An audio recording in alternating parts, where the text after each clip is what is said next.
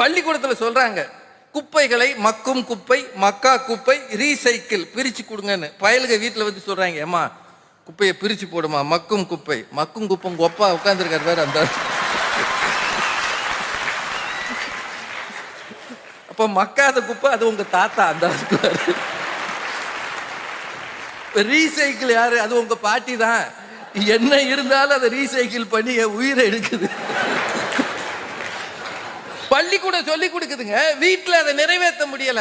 Corporation என்ன செய்யும்? நீங்க அமெரிக்காவை பத்தி சைலன்ஸ் ஸ்பிரிங் சொன்னாங்கல்ல பாரதி மேடம், அந்த நடுவில் இருக்கிற அம்மா, இவங்க 3 பேருமே அமெரிக்காவுக்கு அடிக்கடி போறவங்க. ட்ரம்ப்பை விட அமெரிக்காவை அதிகம் பார்த்தது இவங்க தான்.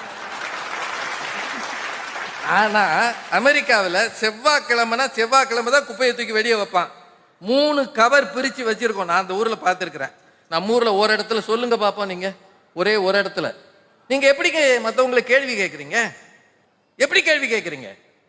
நீங்கள் எந்த அளவு சார்? வேற ஒன்றும் வேண்டாம். இப்போ கூடுதுறையில் சங்கமேஸ்வரர் கோயில் பகுதியில் காவிரியில் நீங்கள் மன ஒப்பி இறங்க முடியுதுங்களா? அவ்வளவு குப்பையவா நம்ம போடுவோம்? எனக்கு அப்புறம் யாராவது வரணுமேன்ற எண்ணமே நமக்கு இல்லையே. இவ்வளவு மோசமாக நம்முடைய நீர்நிலைகளை பராமரிக்கிறது பொறுப்பில் இருக்கிறவரால் நீங்களும் நானுமா? சங்கமேஸ்வரர் கோயிலில் சிரிக்கும் சிலைன்னு ஒன்று இருக்கு. அது பக்கத்தில் பார்த்தா சிரிக்கிற மாதிரியே இருக்கு. அதுக்கு அபிஷேகம் பண்ணால் உதடு விரிஞ்சி மூடுற மாதிரி தெரியுமா? அது சும்மா அப்படியே நிற்கிது. அங்கே இருக்கிற பொறுப்பாளர்கிட்ட நான் கேட்டேன், ஏங்க இது ஏதாவது ஒரு பாதுகாப்பாக வைக்கக்கூடாதான்னு.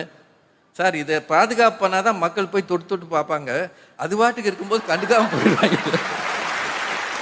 அவர் சொன்னது யாரு? இதை சுற்றி பாதுகாப்பு பண்ணோம்னா உடனே எட்டி பார்த்து உள்ள கையை விடுவான் சார். இப்போ இது இருக்கல எவனு பார்க்காம போயிடா சார்ன்றாரு. நம்ம மக்களோட மனசு என்ன பார்த்தீங்களா? தடுப்பு வச்சோம்னா தவிட்டு போவான். இதில் அந்த நடுவில் இருக்கிற அம்மா சொல்கிறாங்க, பனை மரமெல்லாம் கெட்டு போனதே, இதை வந்து கவனிக்காமல் ஹெல்மெட் போடாதவரை போலீஸ் பிடிக்கிறாரு. போலீஸ்காரர் என்ன செய்யணும்னு நினைக்கிறீங்க? ஹெல்மெட் போடாமல் ஒருத்தன் வர்ற அவனை விட்டுட்டு அந்த பனைமரம் ஏன் வளரவில்லை? இங்கே ஏன் பனைமரம் கருகுகிறது? இதை பார்க்குறத போலீஸ் வேலையாம்மா? போலீஸ்காரர் வேலை என்னன்னாவது புரிஞ்சுக்கங்கம்மா. ஏமா கொடுமை பண்ணுறீங்க? பனைமரம் சரியில்லை,